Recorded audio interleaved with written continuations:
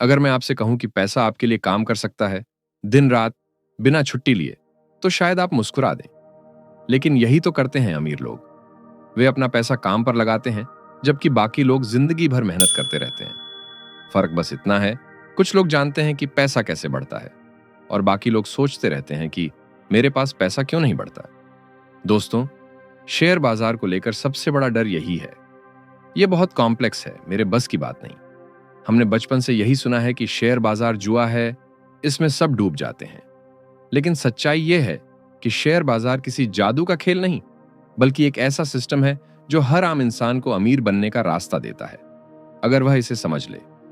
नमस्ते दोस्तों, आप सुन रहे हैं निवेश वाणी, और आज हम बात करेंगे उस किताब की जिसने लाखों लोगों को उनकी फाइनेंशियल फ्रीडम की पहली सीढ़ी दिखाई, स्टॉक इन्वेस्टिंग फॉर डमीज, जिसे लिखा है पॉल म्लाजेनोविच ने। यह किताब बिल्कुल वैसे ही है जैसे किसी पहाड़ की चढ़ाई से पहले कोई अनुभवी गाइड आपका हाथ पकड़ ले और बोले, डर मत, मैं हूं ना, कदम कदम पर समझाता जाऊंगा। पॉल म्लाजेनोविच भी कुछ ऐसा ही करते हैं। वे शेयर बाजार को सरल शब्दों में समझाते हैं, बिना तकनीकी जार्गन, बिना भारी शब्दों के।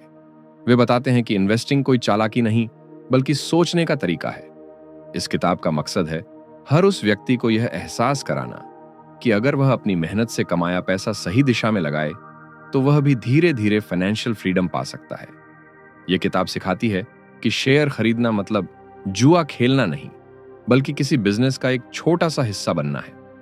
यानी आप केवल किसी कंपनी में पैसा नहीं लगा रहे, आप उसके भविष्य में भरोसा जता रहे हैं। किताब की खूबसूरती यह है कि यह न तो किसी जल्दी अमीर बनने के ट्रिक पर भरोसा करती है और न ही आपको डराती है। यह कहती है, समझो, फिर भरोसा करो और फिर धीरे धीरे बढ़ो, क्योंकि शेयर बाजार का असली फायदा उन्हीं को मिलता है जो समय को अपना साथी बना लेते हैं, दुश्मन नहीं। इस वीडियो में हम इस किताब की सीख को आसान भाषा में समझेंगे। कैसे एक समझदार इन्वेस्टर की सोच बनाई जाती है, कैसे कंपनियों का चयन किया जाता है, कैसे गलतियां पहचानकर उनसे बचा जा सकता है, और सबसे जरूरी, कैसे अपने पैसे को धीरे धीरे अपने लिए काम पर लगाया जा सकता है। तो तैयार हो जाइए एक ऐसी यात्रा के लिए जहां डर की जगह ज्ञान लेगा, और जहां आप सीखेंगे कि स्टॉक मार्केट कोई सट्टा नहीं, एक समझदारी है।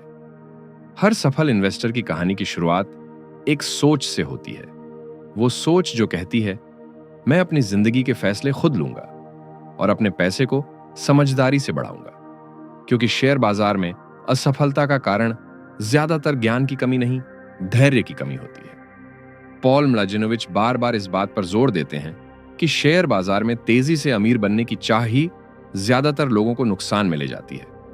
लोग सोचते हैं, बस ये एक स्टॉक उड़ जाएगा और मैं करोड़पति बन जाऊंगा। लेकिन असली निवेशक ऐसा नहीं सोचते। वे जानते हैं कि बाजार लिफ्ट नहीं, सीढ़ियां हैं, धीरे धीरे चढ़ना पड़ता है। एक निवेशक का पहला काम होता है अपने मन को काबू में रखना, क्योंकि जब मार्केट ऊपर जाता है तो लालच बढ़ता है, और जब नीचे गिरता है तो डर हावी हो जाता है। यही दो भावनाएं, फियर और ग्रीड, सबसे बड़ी दुश्मन है। किताब में एक शानदार लाइन है, emotion is your biggest expense in investing. यानी अगर आपने अपने भावनाओं को काबू में नहीं रखा, तो वही आपको सबसे ज्यादा नुकसान पहुंचाएंगे। सफल निवेशक का दिमाग एक किसान की तरह होता है। वो बीज बोता है, उसे पानी देता है, धूप और बारिश झेलता है, लेकिन जानता है कि फसल एक दिन आएगी ही। उसे पता है कि हर दिन खेत खोदने से पौधा जल्दी नहीं बढ़ेगा। शेयर बाजार में भी यही नियम लागू होता है। अगर आप हर दिन अपने पोर्टफोलियो को छेड़ते रहेंगे, हर छोटी गिरावट पर बेच देंगे, तो आप उस जड़ को ही हिला देंगे जो धीरे धीरे मजबूत हो रही थी। किताब यह भी बताती है कि निवेशक और सट्टेबाज में फर्क क्या होता है। सट्टेबाज किसी रोजगार के मौके की तरह शेयर को देखता है, आज खरीदो कल बेचो, जबकि निवेशक किसी बिजनेस के मालिक की तरह सोचता है, मैं इस कंपनी पर भरोसा करता हूं और इसे बढ़ते हुए देखना चाहता हूं। यही मानसिकता फर्क पैदा करती है। यहां पॉल कहते हैं कि शेयर बाजार किसी युद्ध का मैदान नहीं है जहां जीतने के लिए आपको दूसरों को हराना हो। यह तो एक ऐसा बगीचा है जहां हर पौधा अपनी गति से बढ़ता है। बस फर्क इतना है कि कुछ लोग बीज देखकर भाग जाते हैं और कुछ वही बीज धैर्य से पेड़ बनते देखते हैं।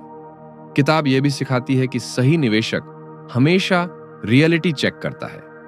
वो खुद से सवाल पूछता है, क्या मैं किसी कंपनी को इसलिए खरीद रहा हूं क्योंकि उसके बारे में सब बोल रहे हैं, या इसलिए कि मैंने उसे समझा है, उसकी वैल्यू जानी है? अगर जवाब समझ पर आधारित है तो वह निवेश है। अगर जवाब ट्रेंड पर आधारित है तो वह जुआ है। किताब में एक बड़ा सबक यह है कि हर बाजार चक्र हमें कुछ सिखाता है। जब मार्केट गिरता है तो यह हमें सिखाता है कि धैर्य सबसे बड़ा हथियार है। जब मार्केट बढ़ता है तो यह हमें सिखाता है कि लालच कभी खत्म नहीं होती। जो व्यक्ति इन दोनों परिस्थितियों में स्थिर रहता है वही असली निवेशक बनता है। और सबसे खूबसूरत बात, पॉल कहते हैं कि निवेशक बनने का मतलब यह नहीं कि आपके पास बहुत पैसा होना चाहिए, बल्कि आपके पास समझने की इच्छा होनी चाहिए। क्योंकि अमीर वही होता है जो अपने पैसे को अपने लिए काम पर लगा देता है। बाकी लोग अपनी जिंदगी में बस काम के लिए पैसा कमाते रहते हैं। अगर आप भी इस सोच को अपनाते हैं तो चाहे आपके पास अभी 1,000 रुपए हों या 1,00,000, आपका पहला कदम आज ही शुरू हो सकता है। जब भी हम शेयर शब्द सुनते हैं, ज्यादातर लोगों के दिमाग में एक ही तस्वीर आती है। कंप्यूटर स्क्रीन पर ऊपर नीचे होती संख्याएं, लाल और हरे रंग की लहरें और किसी न्यूज चैनल पर चिल्लाता हुआ एंकर। लेकिन सच्चाई यह है कि शेयर कोई रहस्यमयी चीज नहीं, यह बस किसी कंपनी का छोटा सा हिस्सा है। मान लीजिए आपके इलाके में एक छोटी बेकरी है जो हर दिन स्वादिष्ट ब्रेड और केक बनाती है। बेकरी का मालिक सोचता है, अगर मैं अपनी मशीनें बढ़ा लूं तो ज्यादा प्रोडक्शन होगा, लेकिन इसके लिए मुझे पैसे चाहिए। अब वह क्या करे? वह अपने बिजनेस का छोटा हिस्सा दूसरों को बेच देता है और बदले में उनसे पैसा लेता है। यही हिस्सा शेयर कहलाता है। जो लोग वह हिस्सा खरीदते हैं वे उस बेकरी के साझेदार बन जाते हैं। अब अगर बेकरी का मुनाफा बढ़ता है तो उनका फायदा भी बढ़ता है। अगर बेकरी घाटे में जाती है तो उनका हिस्सा भी घट जाता है। यही तो शेयर बाजार का असली सिद्धांत है, ओवेनशिप। पॉल म्लाजेनोविच बताते हैं कि बहुत से लोग शेयरों को टिकट की तरह देखते हैं, आज खरीदा कल बेच दिया। लेकिन असली निवेशक शेयर को ओनरशिप सर्टिफिकेट मानता है। वो जानता है कि मैं सिर्फ एक कंपनी का नंबर नहीं खरीद रहा, मैं उसकी कहानी खरीद रहा हूं, उसकी मेहनत, उसका विजन और उसका भविष्य। कंपनियां जब बढ़ना चाहती हैं तो उन्हें पैसा चाहिए होता है। वे यह पैसा जनता से जुटाती हैं और इसके बदले जनता को शेयर देती हैं। इस प्रक्रिया को कहते हैं आईपीओ, इनिशियल पब्लिक ऑफरिंग। यानी पहली बार कंपनी जनता को अपने हिस्से बेचती है ताकि वह आगे बढ़ सके। अब जिस दिन आप वह शेयर खरीदते हैं उसी दिन से आप भी उस कंपनी की यात्रा का हिस्सा बन जाते हैं। किताब में पॉल एक दिलचस्प उदाहरण देते हैं। वो कहते हैं, अगर आप किसी रेस्टोरेंट के शेयर खरीदते हैं तो अगली बार वहां खाना खाते हुए आपको यह एहसास होगा कि आप सिर्फ ग्राहक नहीं, मालिक हैं। यही एहसास निवेश को एक खेल नहीं बल्कि जिम्मेदारी बना देता है। यहां एक और महत्वपूर्ण बात आती है, शेयर का मूल्य और शेयर की कीमत। कीमत वो होती है जो बाजार दिखाता है, लेकिन मूल्य वो होता है जो कंपनी की असली क्षमता बताती है। बहुत से नए निवेशक कीमत देखकर निर्णय लेते हैं, यह शेयर सस्ता है, खरीद लो। लेकिन समझदार निवेशक पूछता है, क्या यह कंपनी अच्छी है? क्योंकि अगर नींव मजबूत है तो इमारत भले धीरे बने, गिरेगी नहीं। किताब यह भी समझाती है कि शेयरों के माध्यम से आप केवल पैसे कमाने नहीं बल्कि वेल्थ क्रिएट करने की प्रक्रिया में जुड़ते हैं। एक आम इंसान जो महीने की सैलरी खर्च कर देता है और एक निवेशक जो हर महीने का कुछ हिस्सा शेयरों में लगाता है, कुछ साल बाद दोनों की जिंदगी की दिशा पूरी तरह अलग हो जाती है। क्योंकि एक ने अपने पैसे को गुजरने दिया और दूसरे ने उसे उगने दिया। शेयर निवेश हमें सिखाता है कि पैसा सिर्फ खर्च करने की चीज नहीं बल्कि एक बीज है। अगर सही जगह लगाया जाए तो पेड़ बनकर छाया देता है। पॉल कहते हैं कि हर व्यक्ति को कम से कम यह समझना चाहिए कि शेयर कैसे काम करते हैं, भले ही वो सीधे निवेश न करे, क्योंकि यह समझ आपको अपनी बचत, अपनी योजनाओं और अपने फैसलों में दूरदर्शिता देती है। आप अब किसी कंपनी के विज्ञापन या खबर को सिर्फ एक घटना की तरह नहीं देखेंगे। आप यह सोचेंगे कि क्या यह बिजनेस बढ़ रहा है, क्या यह मेरे निवेश के लायक है? और यही वह पल होता है जब आप दर्शक से खिलाड़ी बन जाते हैं। शेयर समझना बाजार को समझना नहीं, व्यवसाय को समझना है। और जो व्यक्ति व्यवसाय को समझ लेता है वह लंबे समय में हमेशा जीतता है। शेयर बाजार को समझना शुरू में थोड़ा जटिल लगता है, लेकिन अगर आप इसे रोजमर्रा के जीवन से जोड़ें तो यह उतना ही सहज है जितना किसी मंडी में खरीद बिक्री का खेल। बस फर्क इतना है कि वहां सब्जियां बिकती हैं, यहां कंपनियों के हिस्से। कल्पना कीजिए, आपके शहर में एक बड़ी मंडी है जहां हर दिन हजारों लोग आते हैं। कोई बेचने आता है, कोई खरीदने। हर वस्तु की कीमत मांग और आपूर्ति पर तय होती है। अगर खरीदने वाले ज्यादा हैं तो भाव ऊपर, बेचने वाले ज्यादा हैं तो भाव नीचे। शेयर बाजार भी यही करता है। बस फर्क इतना है कि यहां आलू प्याज नहीं, बल्कि कंपनियों के शेयर बिकते हैं। जब कोई कंपनी जनता से पैसा जुटाना चाहती है तो वह अपने शेयर बेचती है, पहले आईपीओ के जरिए और बाद में स्टॉक एक्सचेंजों पर। भारत में दो प्रमुख एक्सचेंज हैं, बीएसई बॉम्बे स्टॉक एक्सचेंज और एनएसई नेशनल स्टॉक एक्सचेंज। यहीं पर हर रोज करोड़ों शेयर खरीदे और बेचे जाते हैं। अब सवाल उठता है, यह खरीद बिक्री कौन कराता है? इसका जवाब है ब्रोकर या ट्रेडिंग प्लेटफॉर्म। जैसे आप किसी दुकान से सामान खरीदते हैं, वैसे ही शेयर खरीदने के लिए आपको एक प्लेटफॉर्म चाहिए। उदाहरण के लिए जरोधा, ग्रोव, एंजल वन जैसे एप्स। ये कंपनियां आपके और स्टॉक मार्केट के बीच पुल का काम करती हैं। शेयर बाजार दो हिस्सों में काम करता है। पहला प्राइमरी मार्केट, जहां कंपनियां पहली बार शेयर बेचती हैं ताकि उन्हें पैसा मिल सके। दूसरा सेकेंडरी मार्केट, जहां वे शेयर निवेशकों के बीच खरीदे बेचे जाते हैं। यहीं रोज वह उतार चढ़ाव दिखता है जो न्यूज चैनलों की स्क्रीन पर चमकता रहता है। लेकिन उस उठापटक के पीछे असल में क्या होता है? हर कीमत एक कहानी कहती है। किसी कंपनी की प्रगति, उसकी कमाई या किसी निवेशक के डर की। जब किसी कंपनी का मुनाफा बढ़ता है तो लोग उसके शेयर खरीदना चाहते हैं और कीमत बढ़ जाती है। जब कंपनी पर मुश्किल आती है या बाजार में डर फैलता है तो लोग बेचने लगते हैं और कीमत गिर जाती है। यहां समझने वाली बात यह है कि बाजार भावनाओं से चलता है, पर मूल्य तथ्यों से बनता है। कई बार भीड़ के साथ बह जाना आसान होता है। जब सब खरीद रहे हों तो हमें भी खरीदने का मन करता है, और जब सब बेच रहे हों तो हम भी डर जाते हैं। लेकिन असली खिलाड़ी वही है जो इन लहरों में संतुलन बनाए रखता है। बाजार में दो मुख्य तरह के निवेशक होते हैं। एक वे जो रोज ट्रेड करते हैं और दूसरे जो लंबे समय के लिए कंपनी में भरोसा रखते हैं। पहले वाले समुद्र की लहरों पर सवारी करते हैं, दूसरे गहराई में मछलियां पकड़ते हैं। दोनों रास्ते अलग हैं, लेकिन सफलता उन्हीं को मिलती है जो अपनी रणनीति जानते हैं।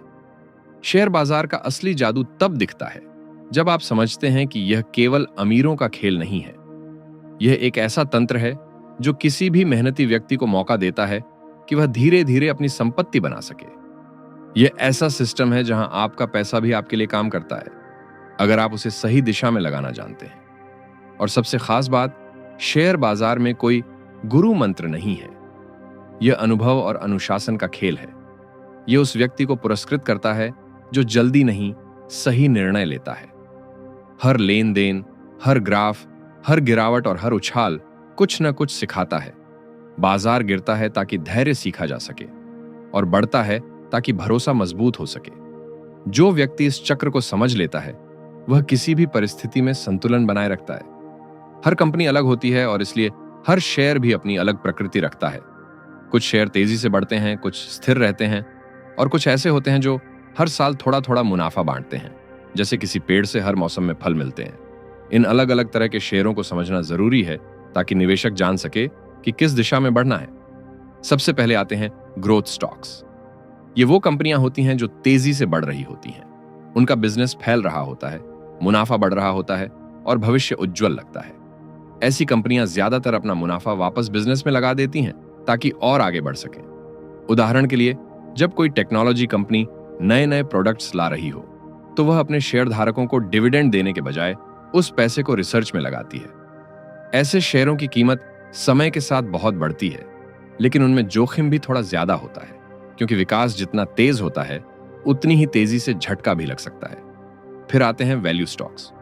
ये वो कंपनियां होती हैं जो बाजार में कम दाम पर मिलती हैं, लेकिन उनकी असली कीमत उससे कहीं ज्यादा होती है। मान लीजिए कोई बढ़िया कंपनी है जो सालों से स्थिर मुनाफा कमा रही है, लेकिन अभी किसी अस्थायी कारण से उसके शेयर की कीमत गिर गई है। स्मार्ट निवेशक ऐसी कंपनियों को पहचानते हैं क्योंकि उन्हें पता है कि असली हीरे को धूल से फर्क नहीं पड़ता। वैल्यू इन्वेस्टिंग का मूल सिद्धांत है कम कीमत पर बड़ी कीमत खरीदना। इसके बाद आते हैं डिविडेंड स्टॉक्स। ये वो शेयर हैं जो कंपनी के मुनाफे का कुछ हिस्सा हर साल निवेशकों को बांटते हैं। इन्हें ऐसे समझिए जैसे आप किसी दुकान में हिस्सेदार हैं। और साल के अंत में दुकान का मालिक आपको मुनाफे में से हिस्सा दे देता है। ऐसे शेयर स्थिर आय देते हैं, इसलिए उन्हें इनकम स्टॉक्स भी कहा जाता है। ये उन लोगों के लिए अच्छे होते हैं जो नियमित कमाई चाहते हैं, जैसे रिटायरमेंट के बाद भी पैसा आता रहे। कुछ कंपनियां ब्लू चिप स्टॉक्स कहलाती हैं। ये बड़ी, भरोसेमंद और लंबे समय से स्थिर चलने वाली कंपनियां होती हैं, जैसे कि भारत में HDFC, इन्फोसिस, रिलायंस या टाटा जैसी कंपनियां। इनके शेयर आमतौर पर उतार चढ़ाव से कम प्रभावित होते हैं और इन्हें निवेश की रीढ़ कहा जा सकता है। इन सब के अलावा बाजार में साइक्लिकल स्टॉक्स भी होते हैं जो अर्थव्यवस्था के साथ ऊपर नीचे होते हैं, जैसे ऑटोमोबाइल, रियल एस्टेट या टूरिज्म सेक्टर। जब अर्थव्यवस्था तेज चलती है तो ये शेयर उड़ते हैं, लेकिन मंदी में ये भी फिसल जाते हैं। इसीलिए इन पर नजर रखते समय सतर्क रहना जरूरी है। अब सवाल उठता है, इनमें से कौन सा शेयर चुनें? इसका जवाब है वही शेयर जिसमें आप विश्वास और समझ दोनों रख सकें। निवेश किसी सिफारिश पर नहीं, समझ पर होना चाहिए। किसी कंपनी में पैसा लगाने से पहले खुद से 3 सवाल पूछिए। क्या मैं इस बिजनेस को समझता हूं? क्या इस कंपनी का भविष्य मुझे स्पष्ट दिखता है?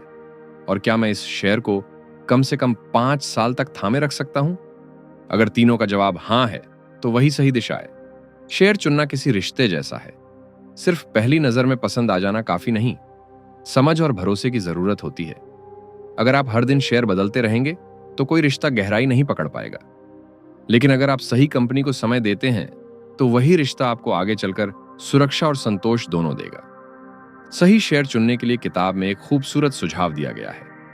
उन कंपनियों में निवेश करो जिनके प्रोडक्ट्स तुम खुद इस्तेमाल करते हो, क्योंकि जब आप किसी ब्रांड पर भरोसा करते हैं तो आप उसके बिजनेस को भी बेहतर समझते हैं। अगर आपको लगता है कि कोई कंपनी ईमानदारी और गुणवत्ता से काम कर रही है तो उसका शेयर लंबे समय में अच्छा प्रदर्शन करेगा ही। और सबसे जरूरी बात, कभी भी सिर्फ इसलिए शेयर मत खरीदो क्योंकि सब खरीद रहे हैं। बाजार की भीड़ अक्सर गलत दिशा में जाती है, जबकि समझदार निवेशक भीड़ के शोर में शांति से सोचते हैं। सही शेयर वही है जो आपके लक्ष्यों से मेल खाता हो, न कि दूसरों की सलाह से, क्योंकि बाजार में सबसे बड़ा निवेश पेशेंस है और सबसे बड़ा नुकसान भीड़ के पीछे भागना। शेयर बाजार में असली खेल कीमत का नहीं, मूल्य का होता है। बहुत से लोग सोचते हैं कि अगर किसी शेयर की कीमत कम है तो वह सस्ता है, लेकिन सस्ता होना और मूल्यवान होना दोनों अलग बातें हैं। यही फर्क समझना फंडामेंटल एनालिसिस कहलाता है। किसी कंपनी का मूल्य उसके व्यवसाय की ताकत और भविष्य की क्षमता से तय होता है, न कि दिन प्रतिदिन बदलती कीमतों से। इस विश्लेषण में हम यह समझने की कोशिश करते हैं कि कंपनी के पीछे कितनी सच्ची ताकत है। क्या उसका बिजनेस मॉडल मजबूत है? क्या उसकी बिक्री लगातार बढ़ रही है? क्या कंपनी अपने कर्ज को संभाल पा रही है? और क्या उसका नेतृत्व भरोसेमंद है?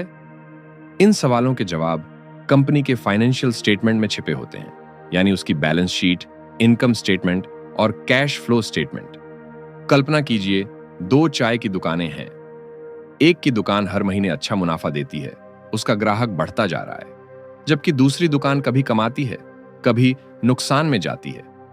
दोनों की दुकानें एक जैसी दिखती हैं, लेकिन अगर आप निवेश करना चाहें तो क्या दोनों में बराबर पैसा लगाएंगे? नहीं ना, क्योंकि असली मूल्य सिर्फ दिखावे से नहीं, अंदर के आंकड़ों से समझ में आता है। सबसे पहले समझिए EPS, यानी कंपनी का मुनाफा हर शेयर पर कितना बन रहा है। अगर कोई कंपनी साल दर साल अपना EPS बढ़ा रही है तो यह साफ संकेत है कि उसका बिजनेस मजबूत दिशा में जा रहा है। फिर आता है P रेशियो, यानी प्राइस टू अर्निंग्स रेशियो। यह बताता है कि निवेशक कंपनी की हर रुपए की कमाई के लिए कितनी कीमत देने को तैयार है। अगर यह अनुपात बहुत ज्यादा है तो इसका मतलब है कि बाजार को उस कंपनी से बहुत उम्मीदें हैं, और अगर बहुत कम है तो या तो कंपनी अंडर वैल्यू है या फिर उसमें जोखिम छिपा है। यहीं पर समझदारी काम आती है। हर सस्ता शेयर खरीदने लायक नहीं होता।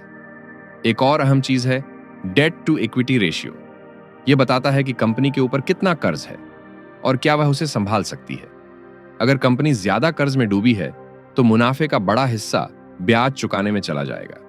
इसलिए समझदार निवेशक हमेशा ऐसी कंपनियों को प्राथमिकता देते हैं जिनके पास कम कर्ज और स्थिर मुनाफा हो। अब बात करते हैं प्रॉफिट मार्जिन की। यह बताता है कि बिक्री से कंपनी को असली मुनाफा कितना हो रहा है। अगर किसी कंपनी का मुनाफा साल दर साल स्थिर या बढ़ रहा है, तो यह संकेत है कि उसका बिजनेस मॉडल टिकाऊ है। उदाहरण के लिए, अगर किसी कंपनी की बिक्री तो बढ़ रही है, लेकिन मुनाफा घट रहा है, तो यह दिखाता है कि खर्चे नियंत्रण से बाहर जा रहे हैं। एक और महत्वपूर्ण संकेतक है रिटर्न ऑन इक्विटी, यानी ROE, यानी कंपनी अपने निवेशकों के पैसे पर कितना रिटर्न कमा रही है।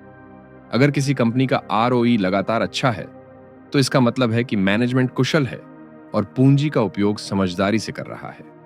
कंपनी का फंडामेंटल एनालिसिस सिर्फ आंकड़ों का खेल नहीं है, यह कहानी को समझने की कला है। आप यह जानने की कोशिश करते हैं कि कंपनी किस समस्या को हल कर रही है, उसका बिजनेस मॉडल भविष्य में कितना प्रासंगिक रहेगा, और क्या उसके पास ऐसा नेतृत्व है जो बदलते समय के साथ कदम मिला सके। एक निवेशक को यह भी देखना चाहिए कि कंपनी अपने कैश फ्लो को कैसे संभालती है। कई बार कंपनियां कागज पर तो मुनाफे में दिखती हैं, लेकिन उनके पास वास्तविक नकदी नहीं होती। ऐसे में अगर अचानक मुश्किल आती है, तो वे टिक नहीं पाती। इसलिए कैश फ्लो किसी कंपनी की नब्ज की तरह है। अगर यह स्वस्थ है, तो कंपनी जीवित और मजबूत है। फंडामेंटल विश्लेषण का सबसे बड़ा लाभ यह है कि यह आपको भीड़ से अलग सोचने की ताकत देता है। जब बाकी लोग सिर्फ कीमत देखकर खरीद बिक्री कर रहे होते हैं, आप यह समझ रहे होते हैं कि असल में कौन सी कंपनी मजबूत जड़ों पर खड़ी है। यही समझ आपको मंदी के समय भी शांत रखती है, क्योंकि आपको पता होता है कि आपकी कंपनियां सिर्फ कागज पर नहीं, असली धरातल पर मजबूत हैं। और सबसे खास बात, यह प्रक्रिया आपको दीर्घकालिक सोच सिखाती है। आप अब शेयर को एक दिन का खेल नहीं मानते, बल्कि एक ऐसी साझेदारी मानते हैं जो सालों तक चलती है। क्योंकि जब आप किसी मजबूत कंपनी के साथ लंबे समय तक जुड़े रहते हैं, तो उसके विकास की लहरें अंततः आपको भी ऊपर उठाती हैं। शेयर बाजार को अगर एक जिंदा चीज कहा जाए, तो गलत नहीं होगा। हर दिन यह सांस लेता है, धड़कता है, बदलता है, क्योंकि इसके पीछे लाखों इंसान हैं जिनकी भावनाएं, उम्मीदें और डर इसकी दिशा तय करते हैं। टेक्निकल एनालिसिस उन भावनाओं का नक्शा है, एक ऐसी भाषा जो हमें बताती है कि बाजार इस समय क्या सोच रहा है। जब आप किसी शेयर का चार्ट देखते हैं, तो वहां जो रेखाएं ऊपर नीचे जाती दिखती हैं, वो दरअसल लोगों की सोच और व्यवहार का प्रतिबिंब होती है। जब सब खरीद रहे होते हैं, तो कीमत ऊपर जाती है। जब डर बढ़ता है, तो कीमत नीचे गिरती है। यह मनोविज्ञान का खेल है जिसे चार्ट पर देखा जा सकता है। टेक्निकल एनालिसिस यही समझाता है कि बाजार की चाल कभी सीधी नहीं होती। ये ऊपर जाती है, रुकती है, गिरती है, फिर संभलती है, जैसे किसी नदी का फ्लो जो रास्ते में कई मोड़ लेता है लेकिन चलता रहता है। हर चार्ट कुछ संकेत देता है, जैसे ट्रेंड लाइंस दिखाती हैं कि बाजार किस दिशा में जा रहा है। सपोर्ट और रेजिस्टेंस लेवल बताते हैं कि किस स्तर पर कीमत रुक सकती है या पलट सकती है। अगर आप ध्यान से देखें, तो बाजार बार बार वही पैटर्न दोहराता है, क्योंकि इंसान की भावनाएं नहीं बदलती, बस परिस्थितियां बदलती हैं। मान लीजिए किसी कंपनी का शेयर लंबे समय से 100 रुपए के आसपास घूम रहा है। हर बार जब यह 100 के ऊपर जाता है, तो लोग बेच देते हैं, और जब नीचे आता है तो खरीद लेते हैं। अब अचानक जब एक दिन यह 100 को तोड़कर 105 पर पहुंच जाता है, तो इसका मतलब है कि बाजार की सोच बदल गई है, खरीदारों का भरोसा बढ़ा है, और अब नई लहर शुरू हो सकती है। इसे कहते हैं ब्रेकआउट। ऐसे ही जब कोई शेयर बार बार नीचे की सीमा को नहीं तोड़ पाता, तो समझिए वहां स्ट्रॉन्ग सपोर्ट है, यानी निवेशक उस स्तर पर भरोसा रखते हैं। टेक्निकल चार्ट्स हमें सिर्फ खरीद बिक्री के बिंदु नहीं बताते, बल्कि बाजार की धड़कन महसूस करने का तरीका सिखाते हैं। यह बताता है कि कब भीड़ जोश में है और कब डर के कारण भाग रही है। इस समझ से आप भीड़ में खोने के बजाय भीड़ को समझना सीखते हैं। टेक्निकल एनालिसिस में कुछ महत्वपूर्ण संकेतक हैं, जैसे मूविंग एवरेज, जो दिखाता है कि पिछले कुछ दिनों में औसत कीमत कैसी रही। अगर वर्तमान कीमत इस औसत से ऊपर है, तो यह संकेत है कि रुझान ऊपर की ओर है, और अगर नीचे है तो गिरावट का संकेत। इसी तरह वॉल्यूम, यानी कितने शेयर खरीदे या बेचे गए, यह बताता है कि बाजार में ऊर्जा कितनी है, क्योंकि जब वॉल्यूम बढ़ता है तो कीमत की चाल भी मजबूत होती है। बाजार के इन पैटर्न्स को समझना किसी भाषा सीखने जैसा है। शुरू में सब कुछ उलझा हुआ लगता है, लेकिन धीरे धीरे जब आंखें अभ्यस्त हो जाती हैं, तो हर चार्ट एक कहानी कहने लगता है। कहानी भरोसे की, डर की या अवसर की। यहां एक बात बहुत महत्वपूर्ण है, टेक्निकल एनालिसिस आपको भविष्य नहीं बताता, बल्कि संभावना दिखाता है। यह कोई भविष्यवाणी का उपकरण नहीं है, बल्कि जोखिम को समझने का माध्यम है। जैसे आप मौसम का पूर्वानुमान देखकर तय करते हैं कि छतरी ले जानी चाहिए या नहीं, वैसे ही चार्ट देखकर तय कर सकते हैं कि बाजार में कदम रखना सही है या नहीं। सबसे अनुभवी निवेशक दोनों दुनिया का संतुलन बनाए रखते हैं। वे कंपनी के फंडामेंटल्स को समझते हैं और बाजार की चाल को भी पढ़ते हैं, क्योंकि दोनों मिलकर एक ही तस्वीर बनाते हैं, कंपनी का मूल्य और बाजार का मूड। यहां असली बुद्धिमानी इसी में है कि आप भावनाओं की भीड़ में बहे नहीं, बल्कि उस भीड़ के पैटर्न को पहचानें। अगर आप यह सीख लेते हैं तो शेयर बाजार अब आपको डराने वाली जगह नहीं, बल्कि एक समझदार खेल का मैदान लगने लगता है। और सबसे गहरी बात यह है, टेक्निकल एनालिसिस हमें यह नहीं सिखाता कि कब खरीदना या बेचना है, बल्कि यह सिखाता है कि कब इंतजार करना बेहतर है। क्योंकि कई बार सबसे ज्यादा मुनाफा कुछ न करने में होता है, सही मौके के आने तक धैर्य रखने में। शेयर बाजार में पैसा लगाना आसान है, लेकिन उसे इस तरह लगाना कि वो संतुलित, सुरक्षित और टिकाऊ बने, यही असली कला है। ज्यादातर नए निवेशक यही गलती करते हैं कि वे अपने सारे पैसे एक ही जगह लगा देते हैं, कभी किसी हॉट स्टॉक टिप के चक्कर में, तो कभी किसी दोस्त या यूट्यूब चैनल की सलाह पर निवेश का पहला नियम है, कभी सारे अंडे एक ही टोकरी में मत रखो। पोर्टफोलियो बनाना वैसा ही है जैसे किसी स्वादिष्ट थाली को तैयार करना। थाली तभी संतुलित लगती है जब उसमें हर स्वाद का मेल हो, थोड़ा मीठा, थोड़ा नमकीन, थोड़ा तीखा। अगर सब कुछ एक ही स्वाद का होगा तो मजा खत्म। वैसे ही अगर आपके सारे शेयर एक ही सेक्टर में होंगे तो किसी एक झटके में पूरा पोर्टफोलियो हिल सकता है। एक मजबूत पोर्टफोलियो में डाइवर्सिफिकेशन सबसे जरूरी तत्व है। इसका मतलब है कि आप अलग अलग प्रकार की कंपनियों, उद्योगों और क्षेत्रों में निवेश करें, ताकि अगर एक हिस्सा गिरता है तो दूसरा संभाल ले। उदाहरण के लिए, अगर आपने टेक्नोलॉजी, बैंकिंग, हेल्थ केयर और कंज्यूमर सेक्टर में निवेश किया है, तो किसी एक उद्योग में गिरावट आने पर आपका पूरा पोर्टफोलियो प्रभावित नहीं होगा। डाइवर्सिफिकेशन सिर्फ सेक्टर के हिसाब से नहीं, रिस्क के स्तर के हिसाब से भी जरूरी है।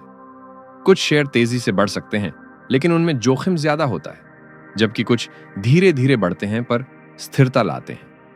दोनों का सही संतुलन आपको एक मजबूत नींव देता है।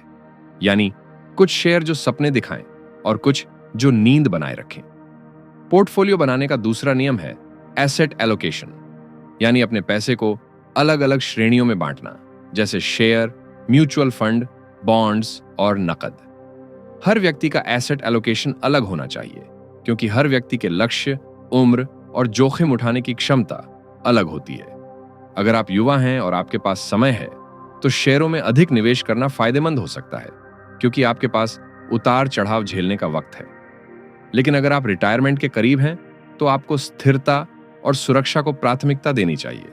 मतलब ज्यादा हिस्सा बॉन्ड्स या डिविडेंड स्टॉक्स में होना चाहिए। पोर्टफोलियो बनाते समय एक और महत्वपूर्ण बात है रीबैलेंसिंग, यानी समय समय पर समीक्षा। बाजार बदलता रहता है, कंपनियां बदलती हैं और आपकी जरूरतें भी। इसलिए हर 6 महीने या साल में एक बार यह देखना जरूरी है कि कहीं आपका संतुलन बिगड़ तो नहीं गया। अगर किसी सेक्टर का वजन बहुत बढ़ गया है, तो थोड़ा मुनाफा लेकर उसे घटाएं और बाकी हिस्सों में बांटें। इससे आपका पोर्टफोलियो स्थिर बना रहता है।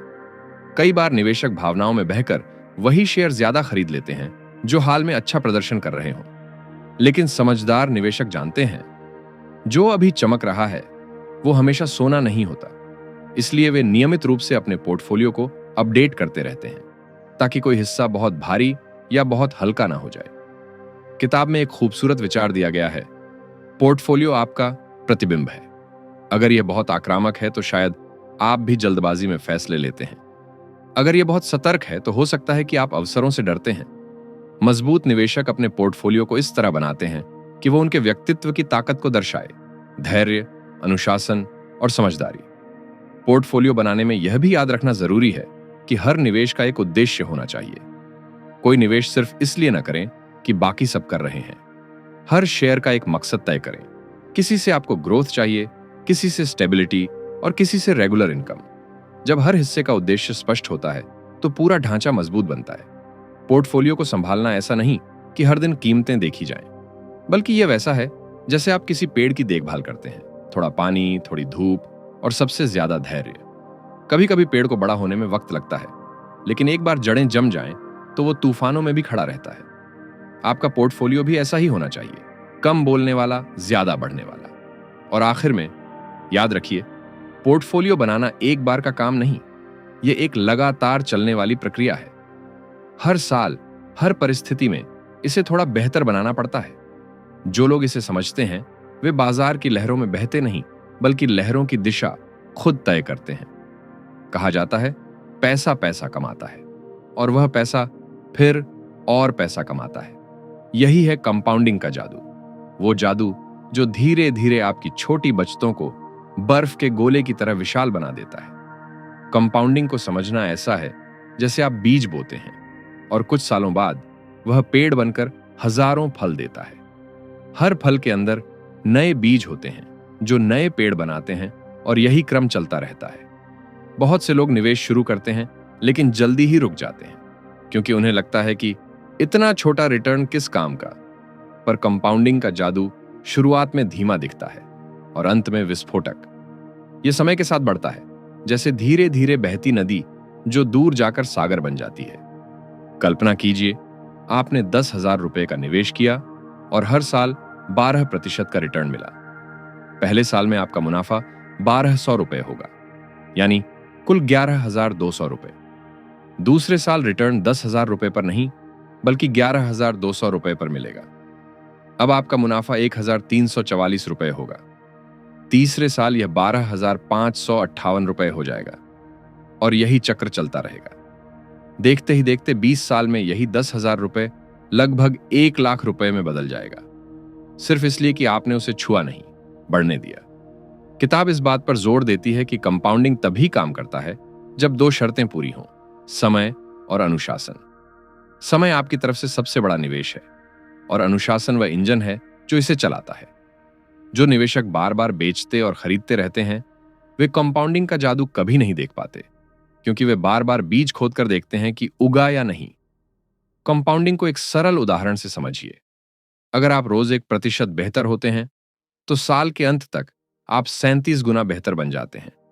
लेकिन अगर रोज 1% ढीले पड़ जाएं तो वही क्षमता 0.03 रह जाती है। यही सिद्धांत निवेश पर भी लागू होता है। हर छोटा रिटर्न, हर बीता हुआ साल आपकी दौलत को गुणा करता जाता है। कंपाउंडिंग की असली ताकत धैर्य में है। अमीर बनने का रहस्य किसी शॉर्टकट में नहीं बल्कि लंबे समय तक बने रहने में है। हर सफल निवेशक यही कहता है, time in the market is more important than timing the market. यानी यह मायने नहीं रखता कि आप कब प्रवेश करते हैं, बल्कि यह मायने रखता है कि कितने समय तक टिके रहते हैं। लंबे समय का निवेश यानी लॉन्ग टर्म इन्वेस्टिंग आपके पक्ष में 3 चीजें करता है। पहली, यह आपको बाजार के उतार चढ़ाव से बचाता है। दूसरी, यह आपके कंपाउंडिंग को लगातार बढ़ने देता है। और तीसरी, यह आपको मानसिक शांति देता है, क्योंकि जब आप लंबी अवधि के सोच के साथ चलते हैं तो छोटी गिरावटें आपको डराती नहीं बल्कि मौके की तरह लगती हैं। सोचिए, अगर कोई किसान बीज बोने के अगले दिन फसल की उम्मीद करे तो क्या वह कभी कुछ पाएगा? बिल्कुल नहीं। लेकिन अगर वही किसान मौसम, मिट्टी और समय पर भरोसा रखे तो कुछ सालों बाद वही खेत उसे जीवन भर का अनाज देता है। निवेश भी यही है, एक लंबी यात्रा जो धीरे धीरे फल देती है।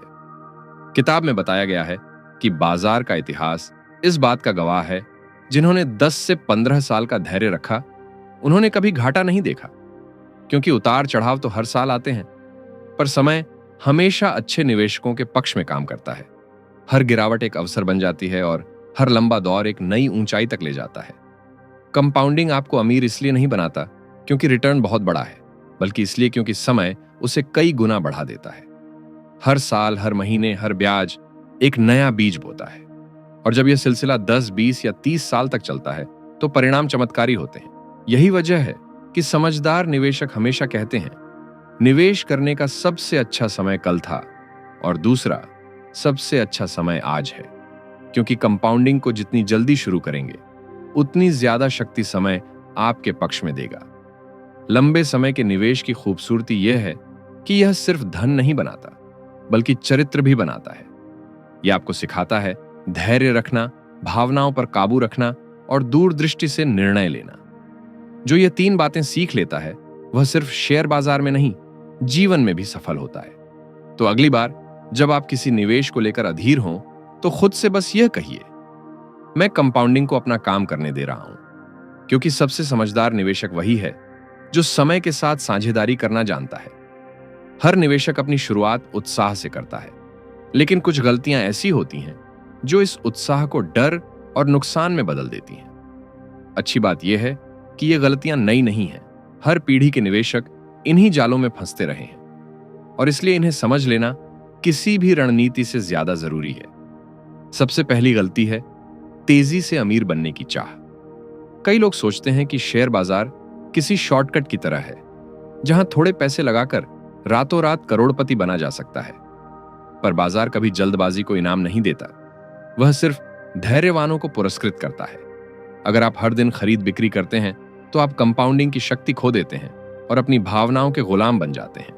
याद रखिए, बाजार कोई लॉटरी नहीं बल्कि एक बिजनेस है और बिजनेस में सफलता का नियम हमेशा एक ही होता है, धीरे चलो पर लगातार चलो। दूसरी बड़ी गलती, भीड़ के पीछे भागना।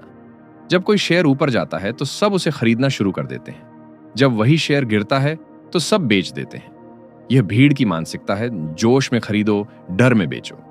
और यह निवेश का सबसे बड़ा जाल है। जो लोग अमीर बनते हैं वे भीड़ के उलट चलते हैं। वे तब खरीदते हैं जब बाकी लोग डर रहे होते हैं और तब बेचते हैं जब बाकी लोग लालच में अंधे हो चुके होते हैं। तीसरी गलती, कंपनी को समझे बिना निवेश करना। कई बार लोग सिर्फ सुन सुनकर शेयर खरीद लेते हैं। कहीं किसी मित्र ने बताया, किसी व्हाट्सएप ग्रुप में चर्चा चली या किसी यूट्यूबर ने कहा यह मल्टी बैगर स्टॉक है। लेकिन असली निवेशक कभी अंधाधुंध भरोसा नहीं करते। वे पहले कंपनी के बिजनेस को समझते हैं, देखते हैं कि वह क्या बना रही है, कैसे कमा रही है और भविष्य में कहां जा रही है। अगर आपको किसी कंपनी का बिजनेस समझ नहीं आता तो उसमें निवेश करना वैसा ही है जैसे बिना नक्शे के सफर पर निकलना। चौथी गलती, भावनाओं में बह जाना। जब बाजार चढ़ता है तो लगता है यह कभी नहीं गिरेगा, जब गिरता है तो लगता है अब सब खत्म हो गया। लेकिन बाजार का स्वभाव ही है ऊपर नीचे जाना। जो लोग हर गिरावट को अंत समझ लेते हैं वे मौके गंवा देते हैं, और जो हर तेजी को शुरुआत मान लेते हैं वे नुकसान उठा लेते हैं। सफल निवेशक दोनों परिस्थितियों में शांत रहते हैं, क्योंकि उन्हें पता होता है कि अस्थिरता असली कीमत का हिस्सा है। पांचवी गलती, रिस्क मैनेजमेंट को नजरअंदाज करना। बहुत से लोग सारे पैसे एक ही शेयर में लगा देते हैं और जब वह गिरता है तो पूरा पोर्टफोलियो डूब जाता है। बुद्धिमानी यह है कि जोखिम को फैलाया जाए, डाइवर्सिफिकेशन के जरिए, सही एसेट एलोकेशन के जरिए। यह वही रणनीति है जो लंबे समय में नुकसान को सीमित रखती है और मुनाफे को स्थिर बनाती है। छठी गलती, निवेश की योजना न बनाना। कई लोग बिना लक्ष्य के निवेश करते हैं, देखते हैं क्या होता है वाली मानसिकता से। लेकिन निवेश हमेशा उद्देश्य से जुड़ा होना चाहिए, जैसे घर खरीदना, रिटायरमेंट के लिए बचत या बच्चों की शिक्षा। जब लक्ष्य साफ होता है तो निवेशक जल्दबाजी नहीं करता, वह अपने हर कदम को उसी दिशा में रखता है। सातवीं गलती, ओवर कॉन्फिडेंस। पहली बार किसी शेयर में मुनाफा मिलते ही कई निवेशकों को लगता है कि उन्होंने बाजार को समझ लिया, और यही आत्मविश्वास धीरे धीरे घमंड में बदल जाता है। लेकिन बाजार हर घमंडी को सिखाता है, यहां सीखना कभी खत्म नहीं होता। हर नया दिन एक नया सबक देता है। जो व्यक्ति यह समझ लेता है वह हार कर भी अनुभव जीतता है। आठवीं गलती, स्टॉप लॉस और एग्जिट स्ट्रैटेजी का ना होना। कई निवेशक यह तय ही नहीं करते कि अगर शेयर गिरा तो कहां तक नुकसान सहेंगे। नतीजा यह होता है कि वे गिरते हुए शेयर को उम्मीद के सहारे पकड़कर बैठे रहते हैं और अंत में नुकसान बहुत बड़ा हो जाता है। एक समझदार निवेशक हमेशा पहले ही यह तय करता है, अगर शेयर इस स्तर से नीचे जाएगा तो मैं निकल जाऊंगा, क्योंकि नुकसान छोटा हो तो संभलना आसान होता है, बड़ा हो जाए तो वह डर में बदल जाता है। नौवीं गलती, शॉर्ट टर्म नॉइज पर ध्यान देना। हर दिन आने वाली खबरें, सोशल मीडिया की अफवाहें और टीवी पर चमकते तर्क वितर्क, ये सब दिमाग को भ्रमित करते हैं। बाजार की असली चाल हेडलाइंस से नहीं, कंपनी के परिणामों से तय होती है। अगर आप हर छोटी खबर पर प्रतिक्रिया देंगे तो आपका निवेश स्थिर नहीं रह पाएगा। सफल निवेशक वही है जो शोर को अनदेखा कर सके और बस तथ्यों पर ध्यान रखे। और आखिर में सबसे आम गलती, धैर्य खो देना। लोग निवेश तो करते हैं, लेकिन कुछ महीनों में परिणाम न देखकर बेच देते हैं। उन्हें लगता है कि शायद उन्होंने गलत फैसला किया, पर असली निवेश में धैर्य सबसे बड़ा हथियार है। अगर बीज को पेड़ बनने में सालों लगते हैं, तो शेयरों को भी समय चाहिए। जो इंतजार करना जानते हैं, उन्हीं के हाथों में सबसे बड़े फल लगते हैं। इन गलतियों से बचने का एक ही रास्ता है, हर कदम सोच समझकर उठाना, हर नुकसान से सीख लेना और हर मुनाफे को संयम से संभालना। बाजार की असली जीत भावनाओं पर नियंत्रण में है, क्योंकि चार्ट तो सबके पास होते हैं, पर संयम सिर्फ कुछ के पास। हर सफर का सबसे मुश्किल कदम होता है पहला कदम, और निवेश की दुनिया में भी यही सच है। कई लोग सालों सोचते रहते हैं, मैं शेयर बाजार में कब निवेश शुरू करूं, लेकिन इंतजार करते करते मौका निकल जाता है। सच्चाई यह है कि शुरुआत का कोई परफेक्ट दिन नहीं होता, पर हर दिन शुरुआत करने के लिए सही होता है। पहला कदम है ज्ञान हासिल करना। किसी भी चीज में पैसा लगाने से पहले उसे समझना जरूरी है। शेयर बाजार को गेम की तरह मत देखिए, इसे एक बिजनेस की तरह समझिए। थोड़ा समय निकालिए, बेसिक टर्म्स जानिए। शेयर क्या है, डिविडेंड क्या होता है, म्यूचुअल फंड कैसे काम करते हैं और कंपनी की रिपोर्ट कैसे पढ़ी जाती है। आज के दौर में यह सब ऑनलाइन मुफ्त में सीखा जा सकता है। ज्ञान आपको डर से आजाद करता है। दूसरा कदम है डीमैट और ट्रेडिंग अकाउंट खोलना। पहले के जमाने में शेयर कागज पर मिलते थे, अब सब कुछ डिजिटल है। डीमैट खाता वो जगह है जहां आपके सारे शेयर सुरक्षित रखे जाते हैं, और ट्रेडिंग अकाउंट वह माध्यम है जिससे आप उन्हें खरीदते बेचते हैं। आप जीरोधा, ग्रो, एंजल वन या किसी भी भरोसेमंद प्लेटफॉर्म पर यह खाता खोल सकते हैं। यह वैसा ही है जैसे बैंक अकाउंट खोलना, कुछ मिनटों में पूरा। तीसरा कदम छोटी शुरुआत। कई लोग सोचते हैं कि निवेश के लिए बड़ी रकम चाहिए, लेकिन सच यह है कि आप 500 या 1000 रुपए से भी शुरुआत कर सकते हैं। मुद्दा रकम का नहीं, आदत का है। हर महीने थोड़ा थोड़ा निवेश कीजिए। यह आदत कुछ सालों में आपकी सबसे बड़ी पूंजी बन जाती है। जैसे हर रोज थोड़ी थोड़ी ईंटें जोड़ने से दीवार तैयार होती है, वैसे ही हर छोटा निवेश आपकी आर्थिक सुरक्षा की दीवार बनाता है। चौथा कदम इंडेक्स फंड्स या ईटीएफ से शुरुआत करना। अगर आप शुरुआती हैं तो किसी एक कंपनी का शेयर खरीदने के बजाय पूरे बाजार में निवेश करें। इंडेक्स फंड या ईटीएफ यानी एक्सचेंज ट्रेडेड फंड आपको यह सुविधा देता है। यह उन कंपनियों का मिश्रण होता है जो पहले से देश के सबसे अच्छे स्टॉक्स में शामिल हैं, जैसे निफ्टी 50 या सेंसेक्स 30। यह तरीका जोखिम को कम करता है और स्थिर रिटर्न देता है। जैसे किसी जंगल में एक पेड़ लगाने की बजाय आप पूरा बाग लगाते हैं, किसी एक पेड़ के सूखने से फर्क नहीं पड़ता। पांचवां कदम इमरजेंसी फंड तैयार करना। निवेश का मतलब यह नहीं कि आप अपनी सारी बचत शेयरों में लगा दें। कम से कम 3 से 6 महीनों के खर्च जितनी राशि एक सुरक्षित जगह पर रखिए, जैसे बैंक सेविंग्स अकाउंट या लिक्विड फंड में। यह कुशन आपको मानसिक शांति देता है, क्योंकि आपको पता होता है कि अगर कोई अनहोनी हुई तो आपके निवेश को छूना नहीं पड़ेगा। छठा कदम लक्ष्य तय करना। निवेश हमेशा किसी उद्देश्य से जुड़ा होना चाहिए। घर खरीदना, बच्चों की पढ़ाई या रिटायरमेंट। जब उद्देश्य स्पष्ट होता है तो आप गलत शेयरों या जल्दबाजी के फैसलों से बचते हैं। हर निवेश से पहले खुद से पूछिए, मैं ये क्यों कर रहा हूं? अगर जवाब साफ है तो रास्ता भी साफ दिखेगा। सातवां कदम एसआईपी यानी सिस्टमैटिक इन्वेस्टमेंट प्लान। अगर आप नियमित रूप से निवेश करना चाहते हैं लेकिन बाजार के उतार चढ़ाव से डरते हैं, तो एसआईपी आपके लिए सबसे बढ़िया तरीका है। यह हर महीने एक तय राशि अपने आप निवेश कर देता है। इससे आपको मार्केट टाइम करने की जरूरत नहीं पड़ती और कंपाउंडिंग लगातार काम करती रहती है। यह आदत समय के साथ आपकी संपत्ति को स्थिर रूप से बढ़ाती है। आठवां कदम निवेश का रिकॉर्ड रखें। जो मापा जाता है वही सुधरता है। हर महीने यह देखिए कि आपका निवेश कहां जा रहा है, कौन सी कंपनी अच्छा कर रही है, कौन पीछे रह गई है। पर ध्यान रहे, यह समीक्षा अति चिंता में न बदले। हर दिन कीमतें देखना कंपाउंडिंग को नहीं, आपके मन को नुकसान पहुंचाता है।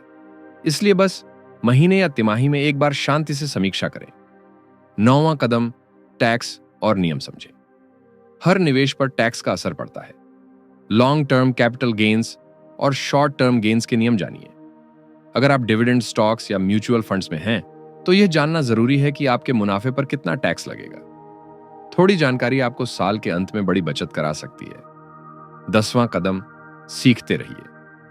शेयर बाजार किसी स्कूल की तरह है, हर दिन कुछ नया सिखाता है। गलती हो जाए तो डरिए मत, बस ये सुनिश्चित करें कि वही गलती दोबारा ना हो। हर गिरावट में एक सबक है, हर उछाल में एक संकेत।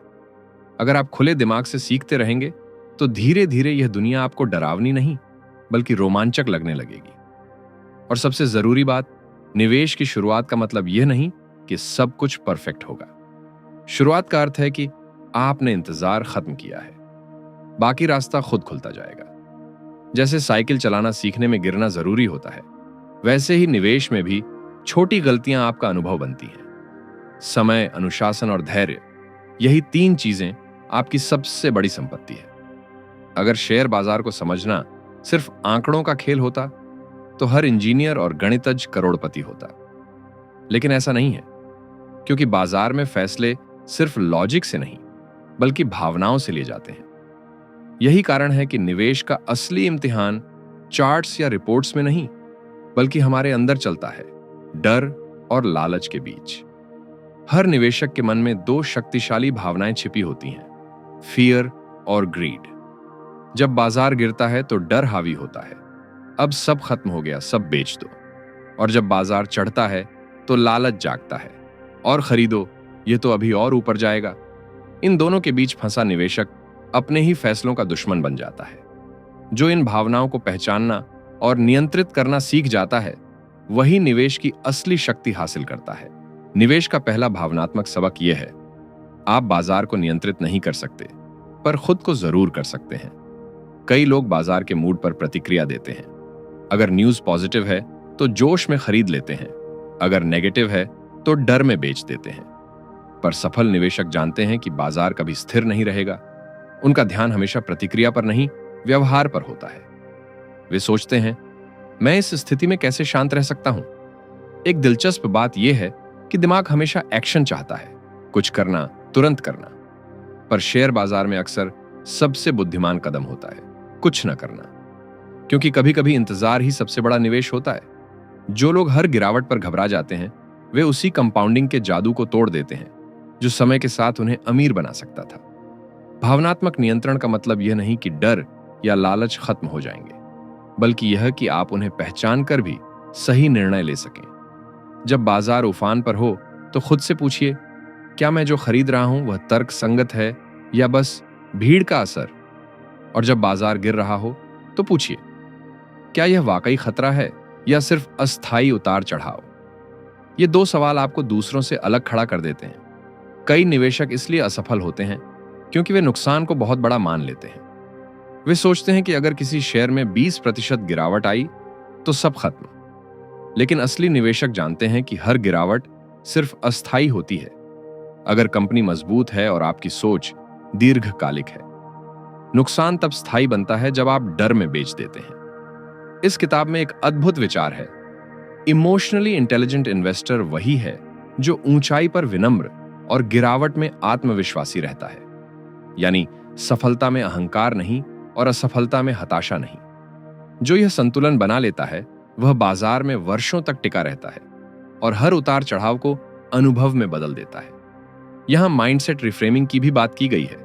हर गिरावट को नुकसान नहीं बल्कि सेल के मौके की तरह देखना। अगर कोई बढ़िया कंपनी सस्ते दाम पर मिल रही है तो डरने के बजाय उसे अवसर मानिए, क्योंकि बाजार हमेशा सस्ते में अमीरों के शेयर बेचता है और महंगे में भीड़ को खरीदवाता है। आपको तय करना है कि आप किस पक्ष में हैं। निवेश में मनोविज्ञान का एक और पहलू है, ओवर कॉन्फिडेंस ट्रैप। जब किसी को कुछ सफलता मिलती है तो उसे लगता है कि उसने बाजार के सारे नियम समझ लिए हैं। वह ज्यादा जोखिम लेने लगता है और यहीं से उसका पतन शुरू होता है। निवेश में विनम्रता सबसे जरूरी गुण है, क्योंकि बाजार हमेशा बड़ा होता है और हमें याद दिलाता रहता है कि सीखना कभी खत्म नहीं होता। भावनात्मक अनुशासन के 3 नियम हैं। पहला, हर फैसला सोचकर और शांत मन से लें। दूसरा, कभी FOMO यानी फियर ऑफ मिसिंग आउट के चक्कर में न पड़े।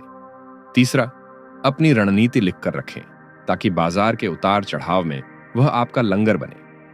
जब मन डगमगाए तो उसी रणनीति को दोहराइए।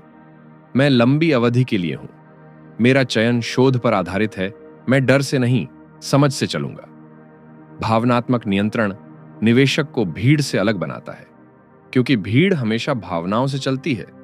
वे ऊंचाई पर खरीदते हैं, गिरावट में बेचते हैं। लेकिन जो व्यक्ति मन को नियंत्रित कर लेता है, वह बाजार के खेल को अपने पक्ष में मोड़ लेता है। और यही असली मंत्र है। बाजार की लहरें कभी रुकेंगी नहीं, इसलिए नाव को स्थिर बनाना आपके हाथ में है। अगर आपका मन शांत है, तो हर तूफान आपके लिए नया अवसर बन जाएगा।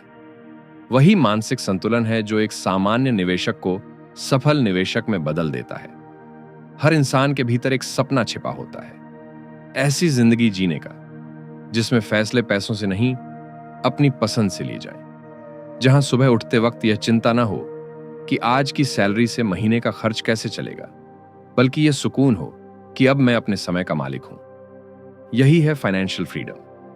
और इस मंजिल तक पहुंचने का सबसे भरोसेमंद रास्ता है इन्वेस्टमेंट। निवेश सिर्फ पैसे को बढ़ाने की प्रक्रिया नहीं है, यह सोचने का एक तरीका है। कैसे हम अपनी मेहनत को हमारे लिए काम पर लगा सकें, ताकि एक दिन हमें सिर्फ समय और सपनों के लिए काम करना पड़े, पैसों के लिए नहीं। क्योंकि जो व्यक्ति अपने पैसे को समझदारी से लगाना जानता है, वो कभी जीवन की परिस्थितियों का गुलाम नहीं बनता। जब आप निवेश करते हैं, तो आप दरअसल अपने भविष्य के लिए बीज बो रहे होते हैं। हर शेयर, हर फंड, हर बचत, वो छोटे छोटे बीज हैं जो धीरे धीरे पेड़ों में बदलते हैं।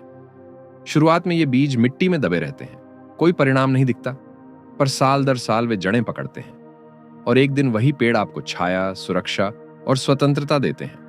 किताब में एक विचार बार बार उभरता है, निवेश करना खुद पर भरोसा करने का दूसरा नाम है। जब आप निवेश करते हैं, तो आप ये मान रहे होते हैं कि आपका भविष्य उज्जवल है, आपकी मेहनत की कीमत है और आपकी समझ आने वाले कल को बेहतर बना सकती है।